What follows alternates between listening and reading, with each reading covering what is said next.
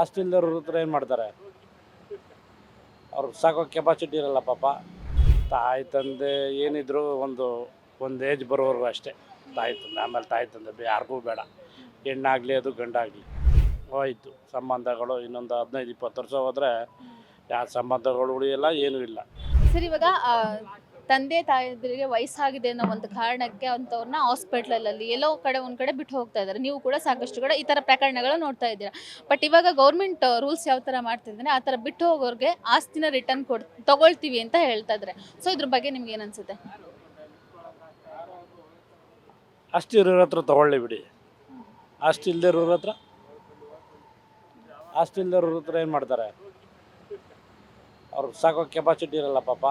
ಅವ್ರಿಗೂ ಬದುಕೋಕ್ಕೆ ತೊಂದರೆ ಆಗಿರ್ತದೆ. ಅವ್ರಿಗೂ ಆಧಾರ ಇರಲ್ಲ.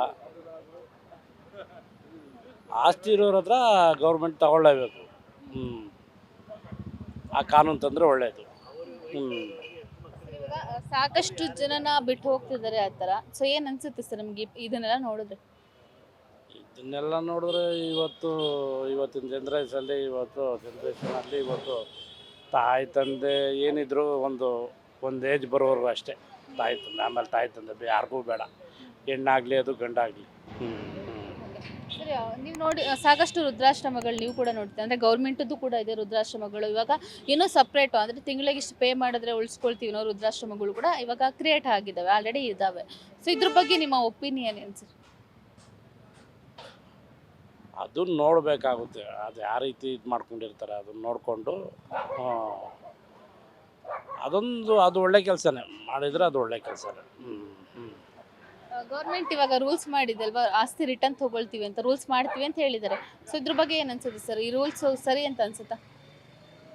ಕರೆಕ್ಟಾಗಿದೆ, ರೂಲ್ಸ್ ಸರಿ ಅದು ತರಲಿ. ಆ ರೂಲ್ಸ್ ತರಬೇಕು. ಸರ್ ಇದನ್ನೆಲ್ಲ ನೋಡ್ತಾ ಇದ್ರೆ ಸಂಬಂಧಗಳು ಬೆಲೆ ಇರ್ಬೋದು, ಸಂಬಂಧ ಯಾವ ಥರ ಇವಾಗ ಇದೆ, ಇವಾಗಿನ ಸಂಬಂಧ ಉಳ್ಕೊಳ್ತಾ ಇದೆ ಸಂಬಂಧಗಳು ಅಂತ ಅನ್ಸುತ್ತೆ? ಇಲ್ಲ, ಹೋಯ್ತು ಸಂಬಂಧಗಳು. ಇನ್ನೊಂದು 15-20 ವರ್ಷ ಹೋದರೆ ಯಾವ ಸಂಬಂಧಗಳು ಉಳಿಯಲ್ಲ, ಏನೂ ಇಲ್ಲ. ನಿಮ್ಮನ್ನು ನಾವು ಹೊಡಿಬೇಕು, ನಮ್ಮನ್ನು ನೀವು ಹೊಡಿಬೇಕು. ಆ ರೀತಿ ಪರಿಸ್ಥಿತಿ ಬರುತ್ತೆ ಈ ಪ್ರಪಂಚದಲ್ಲಿ. ನಮ್ಮ ದೇಶ, ನಮ್ಮ ಕರ್ನಾಟಕ ಅಂತ ಹೇಳ್ತಲ್ಲ, ಇಡೀ ಪ್ರಪಂಚದಲ್ಲೇ ಅದೇ ಪರಿಸ್ಥಿತಿ ಬರುತ್ತೆ. ಆಸ್ತಿ ಇಲ್ದವ್ರ ಹತ್ರ ಏನು ಮಾಡ್ತಾರೆ? ಅವ್ರಿಗೆ ಸಾಕೋ ಕೆಪಾಸಿಟಿ ಇರಲ್ಲ ಪಾಪ. ತಾಯಿ ತಂದೆ ಏನಿದ್ರು ಒಂದು ಏಜ್ ಬರೋವರೆಗೂ ಅಷ್ಟೇ. ತಾಯಿ ತಂದೆ ಆಮೇಲೆ ತಾಯಿ ತಂದೆ ಯಾರಿಗೂ ಬೇಡ. ಹೆಣ್ಣಾಗಲಿ ಅದು ಗಂಡಾಗಲಿ ಹೋಯ್ತು ಸಂಬಂಧಗಳು. ಇನ್ನೊಂದು 15-20 ವರ್ಷ ಹೋದರೆ ಯಾವ ಸಂಬಂಧಗಳು ಉಳಿಯಲ್ಲ, ಏನೂ ಇಲ್ಲ. ಸರ್ ಇವಾಗ ತಂದೆ ತಾಯಂದಿರಿಗೆ ವಯಸ್ಸಾಗಿದೆ ಅನ್ನೋ ಒಂದು ಕಾರಣಕ್ಕೆ ಅಂಥವ್ರನ್ನ ಹಾಸ್ಪಿಟ್ಲಲ್ಲಿ ಎಲ್ಲೋ ಒಂದ್ ಕಡೆ ಬಿಟ್ಟು ಹೋಗ್ತಾ ಇದ್ದಾರೆ. ನೀವು ಕೂಡ ಸಾಕಷ್ಟು ಕಡೆ ಈ ತರ ಪ್ರಕರಣಗಳ ನೋಡ್ತಾ ಇದ್ದೀರಾ. ಬಟ್ ಇವಾಗ ಗೌರ್ಮೆಂಟ್ ರೂಲ್ಸ್ ಯಾವ ತರ ಮಾಡ್ತಿದ್ರೆ ಆ ತರ ಬಿಟ್ಟು ಹೋಗೋರ್ಗೆ ಆಸ್ತಿನ ರಿಟರ್ನ್ ತಗೊಳ್ತೀವಿ ಅಂತ ಹೇಳ್ತಾ ಇದ್ದಾರೆ. ಸೊ ಇದ್ರ ಬಗ್ಗೆ ನಿಮ್ಗೆ ಏನ್ ಅನ್ಸುತ್ತೆ? ಆಸ್ತಿ ಇರೋರ ಹತ್ರ ತೊಗೊಳ್ಳಿ ಬಿಡಿ. ಆಸ್ತಿ ಇಲ್ಲದೆ ಇರೋರ ಹತ್ರ ಏನು ಮಾಡ್ತಾರೆ? ಅವ್ರಿಗೆ ಸಾಕೋ ಕೆಪಾಸಿಟಿ ಇರಲ್ಲ ಪಾಪ. ಅವ್ರಿಗೂ ಬದುಕೋಕ್ಕೆ ತೊಂದರೆ ಆಗಿರ್ತದೆ. ಅವ್ರಿಗೂ ಆಧಾರ ಇರಲ್ಲ. ಆಸ್ತಿ ಇರೋರ ಹತ್ರ ಗೌರ್ಮೆಂಟ್ ತಗೊಳ್ಳೇಬೇಕು. ಆ ಕಾನೂನು ತಂದರೆ ಒಳ್ಳೆಯದು. ಇವಾಗ ಸಾಕಷ್ಟು ಜನನ ಬಿಟ್ಟು ಹೋಗ್ತಿದ್ದಾರೆ ಆ ಥರ. ಸೊ ಏನ್ ಅನ್ಸುತ್ತೆ ಸರ್ ನಿಮ್ಗೆ ಇದನ್ನೆಲ್ಲ ನೋಡಿದ್ರೆ? ಇದನ್ನೆಲ್ಲ ನೋಡಿದ್ರೆ ಇವತ್ತಿನ ಜನ್ರೇಷನಲ್ಲಿ ಇವತ್ತು ತಾಯಿ ತಂದೆ ಏನಿದ್ರು ಒಂದು ಏಜ್ ಬರೋವರೆಗೂ ಅಷ್ಟೇ. ತಾಯಿ ತಂದೆ ಆಮೇಲೆ ತಾಯಿ ತಂದೆ ಯಾರಿಗೂ ಬೇಡ. ಹೆಣ್ಣಾಗಲಿ ಅದು ಗಂಡಾಗಲಿ.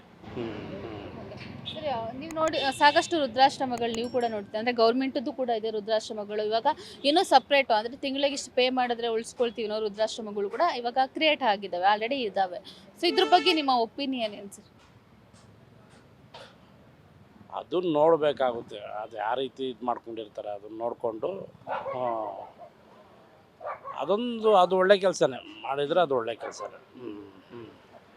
ಗೌರ್ಮೆಂಟ್ ಇವಾಗ ರೂಲ್ಸ್ ಮಾಡಿದೆ ಅಲ್ವಾ, ಆಸ್ತಿ ರಿಟರ್ನ್ ತಗೊಳ್ತೀವಿ ಅಂತ ರೂಲ್ಸ್ ಮಾಡ್ತೀವಿ ಅಂತ ಹೇಳಿದ್ದಾರೆ. ಸೊ ಇದ್ರ ಬಗ್ಗೆ ಏನು ಅನ್ಸುತ್ತೆ ಸರ್? ಈ ರೂಲ್ಸ್ ಸರಿ ಅಂತ ಅನ್ಸುತ್ತಾ? ಕರೆಕ್ಟಾಗಿದೆ, ರೂಲ್ಸ್ ಸರಿ ಅದು ತರಲಿ. ಆ ರೂಲ್ಸ್ ತರಬೇಕು.